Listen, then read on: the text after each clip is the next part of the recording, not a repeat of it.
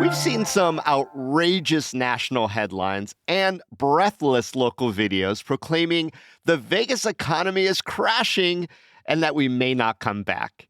Today on CityCast Las Vegas, we talk with our city's biggest fan/cynic, the polarizing Vital Vegas himself, Scott Roeben, and we ask straight up, is Vegas dead? It's Wednesday, August 27th. I'm David Figler, and here's what Las Vegas is talking about.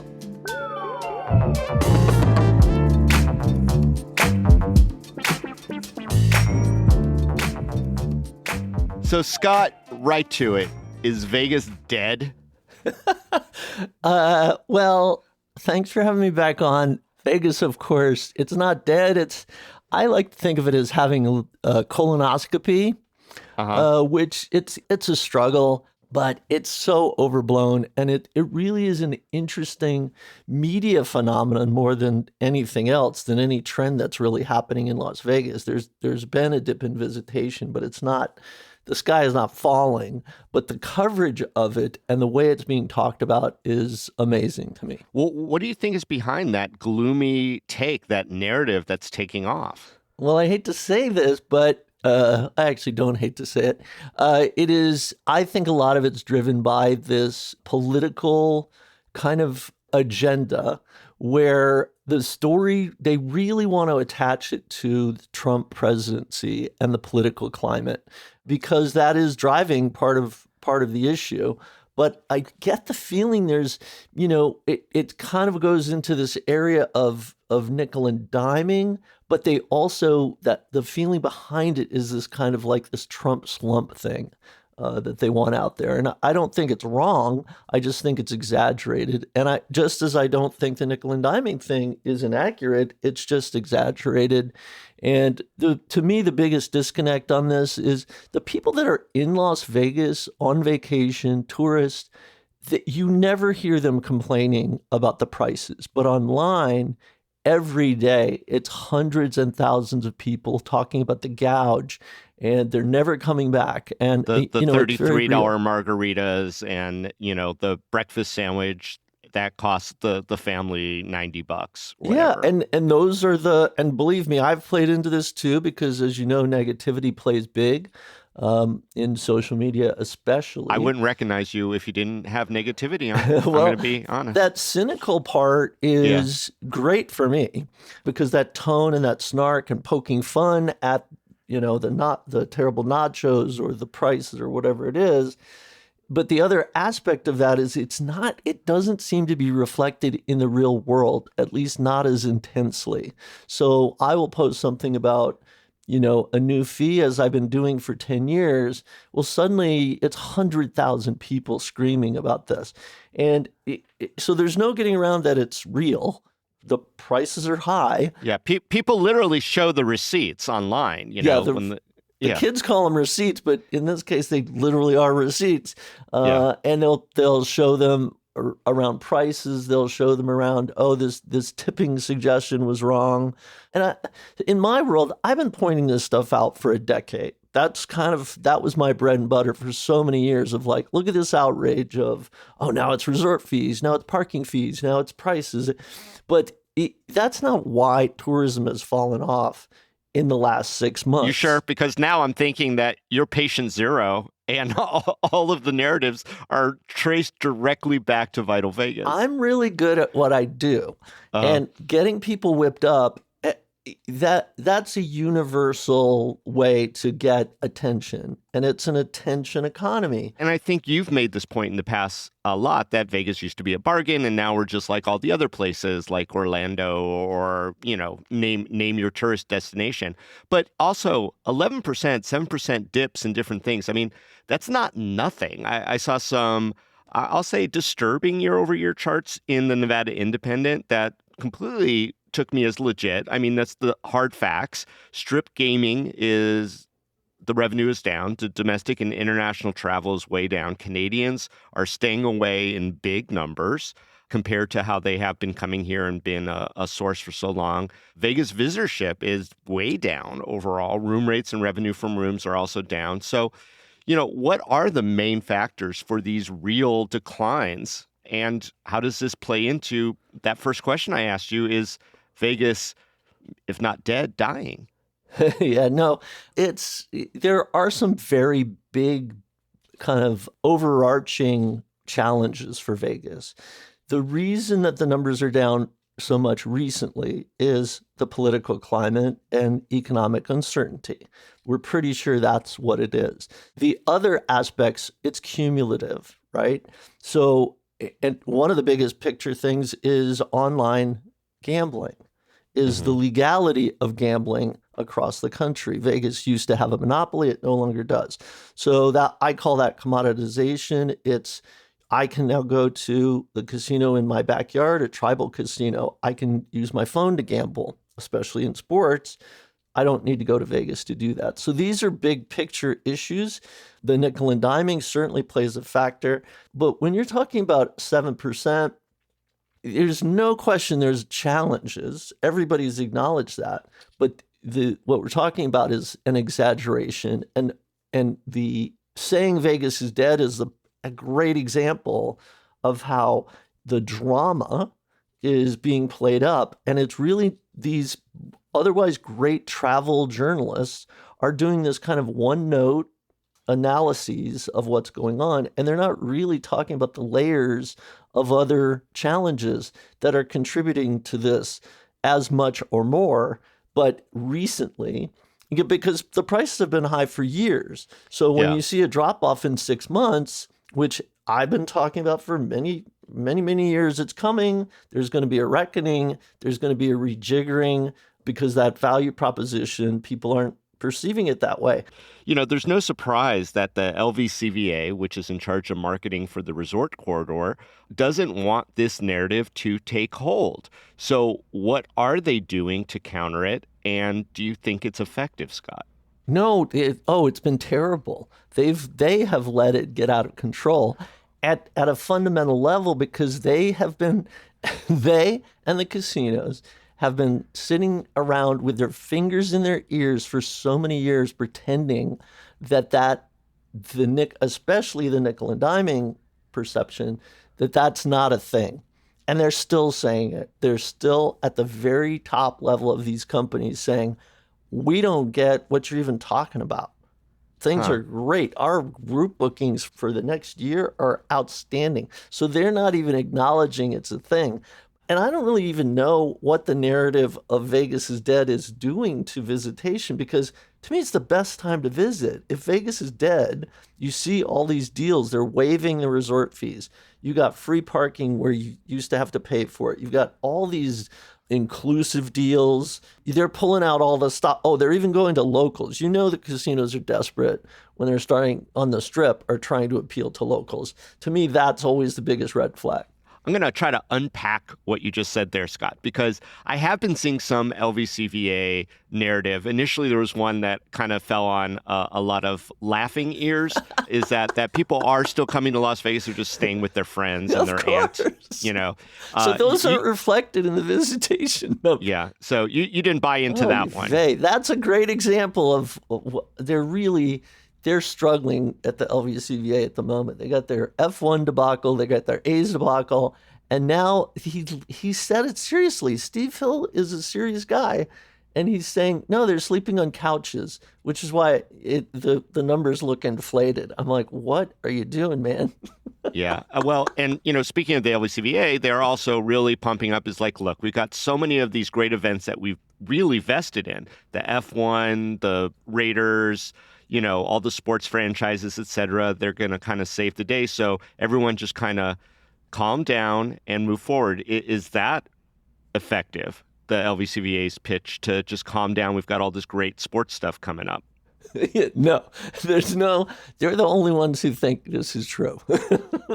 It's slightly embarrassing because F1, I was mad about the traffic, but now it's starting to be really obvious that it's not the draw that they thought it would be. You've got Downtown creating an entire music festival as counter programming because it's wiping out their booking. It's harming Las Vegas. So that's the real challenge, and that's the real struggle, is what's next. Because everybody talks about how Vegas redefines itself whenever there's a challenge. Well, it doesn't redefine itself. It's selling the same thing in different ways, but there's no redefinition. It's a one-trick pony.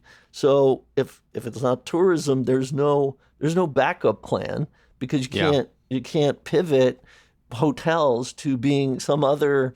They're not all going to turn into immersive, interactive 3D experiences or 4D experiences. So no, there's only so many really, spheres that you could have. Yeah, there are serious challenges, but it's just ridiculous at this point. And even if it continues to go down 7%, 10%, whatever it's going to be, it's Vegas. There's no scenario where Vegas is dead. There's a scenario where the market has to adjust because it's supply and demand. And they might have to go back to trying appeal to that mid-market that they've kind of ignored and alienated because they're chasing these better customers. But it doesn't help to have a lot of empty rooms and a lot of empty restaurants and showrooms. So there's an adjustment that could very well come out of this.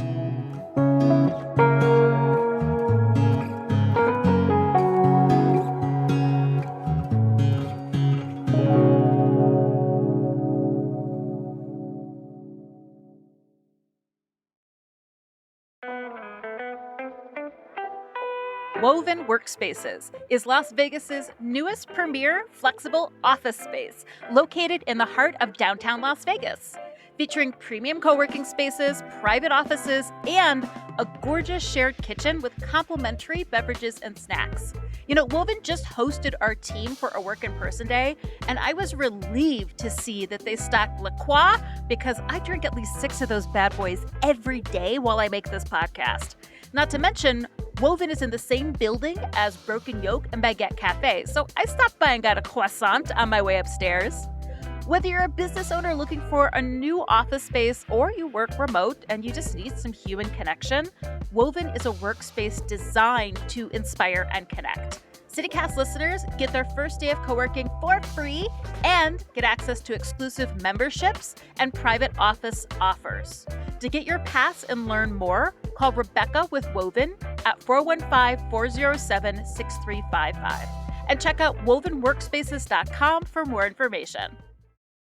But like you mentioned, this narrative is kind of problematic because while there might be some good that comes out of it with better deals, whatnot,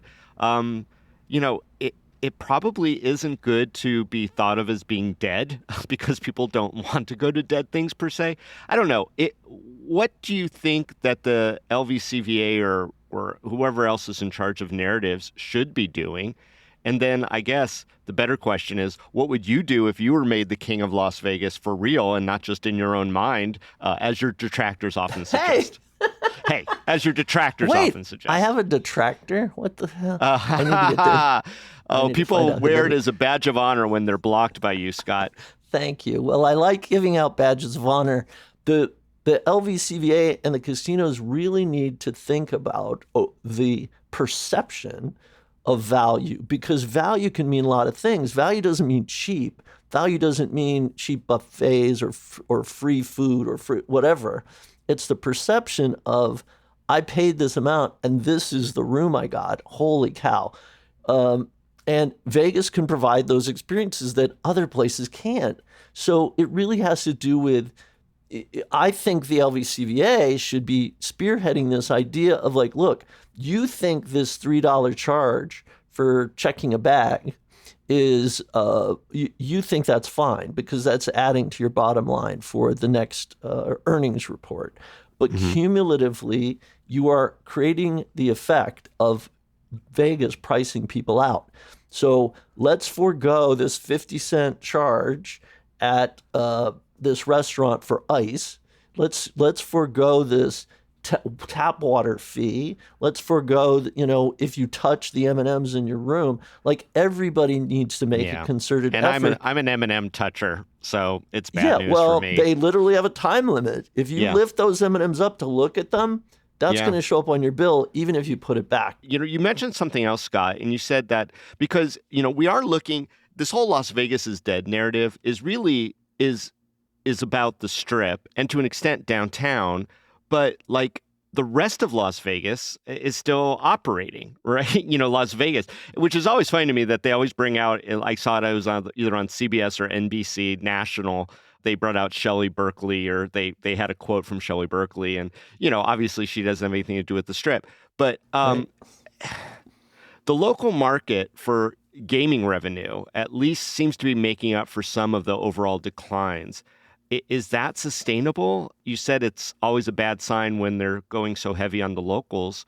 Do you think they're going to become dependent on the locals in some regard?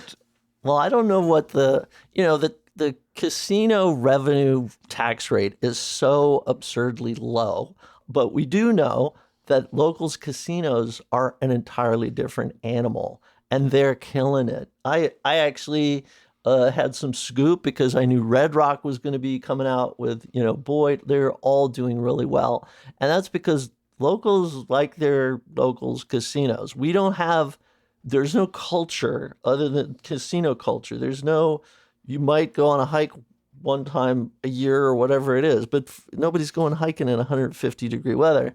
So, like I said, it's a one-trick pony, but that's great for the locals casinos because we have our rituals, we have our habits. They're sending shuttles to Sun City to bring people over. They're doing great. I mean, I don't. Is that Yeah. a good thing? Is that a Yes. good thing to get those retarees on fixed incomes on buses Yes, and they're- giving them a little love? They're the greatest. They're the greatest customers.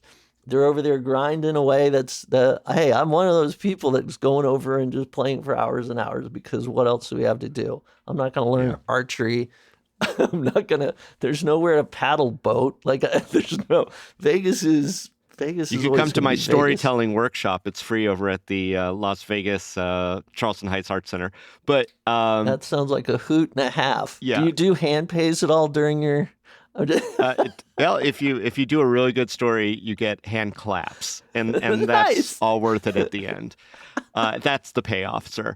Nice. But I will say this, Scott, part of the narrative is that Vegas is quote unquote the canary in the coal mine for the rest of the national economy. I keep hearing that phrase in some of these reports.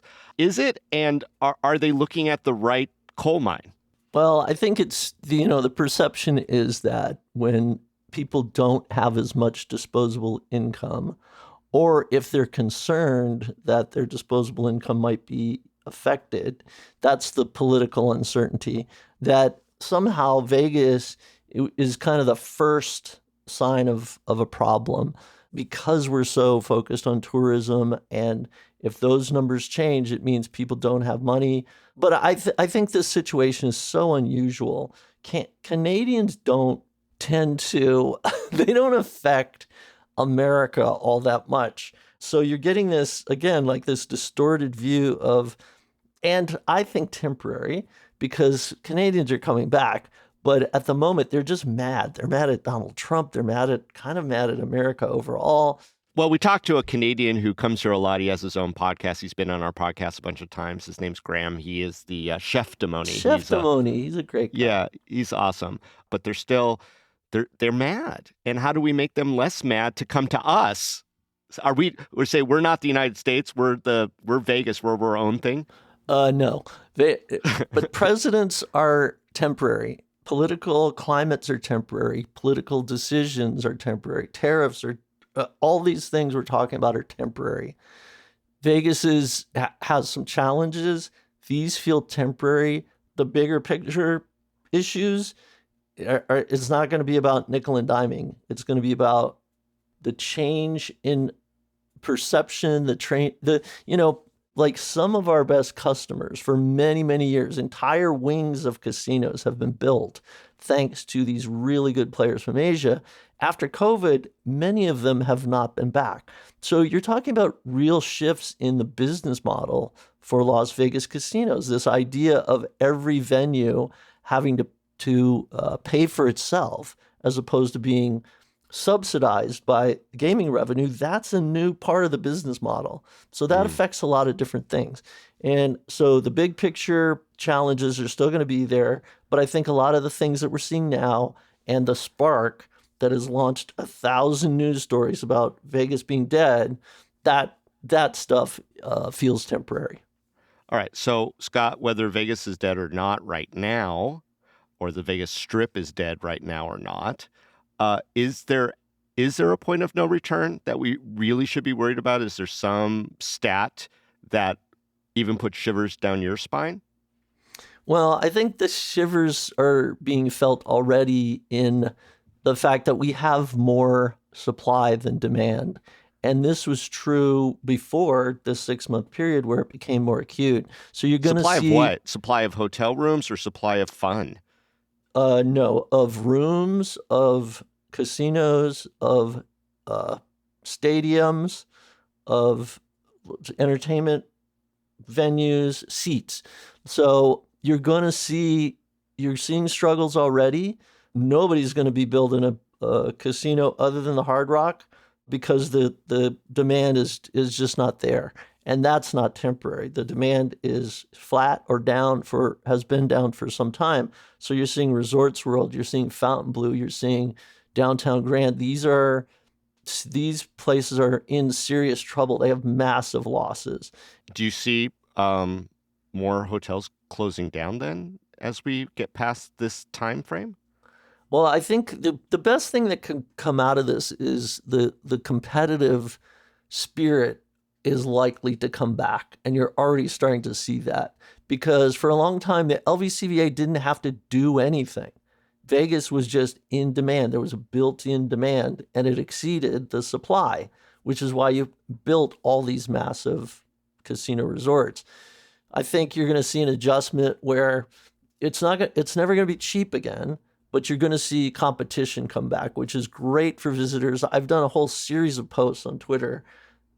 Bad for Vegas, good for visitors, because every time they roll out a deal, every time they do an all-inclusive package, every time they waive a fee or lower the cost of something, I think that's great because if they really want us back, they're not going to get locals to the Strip. So they need to stop wasting their time on that. But for tourism, they really could spend more time thinking about like what's going to really entice people to come back. How about more 3-2 blackjack? How about, these things? How about more 00 roulette? Yeah, you and I had talked about the various odds being changed, manipulated a little bit to make the house advantage even better. But I guess the final question then, Scott, it sounds to me like you're seeing some kind of silver lining in this narrative and even the statistical downturns that we're looking at, basically cherry lemon on the slot machine turning into cherry lemonade for you. I was hanging on to that, by the way. Yes. Yeah. If you follow me online, I am nothing if not optimistic, upbeat, because you can't gamble and not be an optimist, right? It's flying in the face of reality. That's the core of gambling is just foolish optimism. Las Vegas was built on optimism and short memories. That's the other element. But yeah, no, I would love to think there's this big realignment that's going to happen. You don't get that vibe at all from Caesars or MGM because they have not acknowledged there's an issue. So I think I'm a pie in the sky guy. It would be fun. I created this fake kind of like LVCVA ad where I was saying like, hey, we want you back. We're going to fix all these problems. We're going to get rid of resort fees and parking fees, and we're going to make the game, player friendly again. I don't see that happening, but you're going to see, I think, some inroads. All right. Well, Scott Roeben, it's always a pleasure having you on and your insights. Thanks so much for joining us on CityCast Las Vegas. Always happy to be on the best Las Vegas podcast.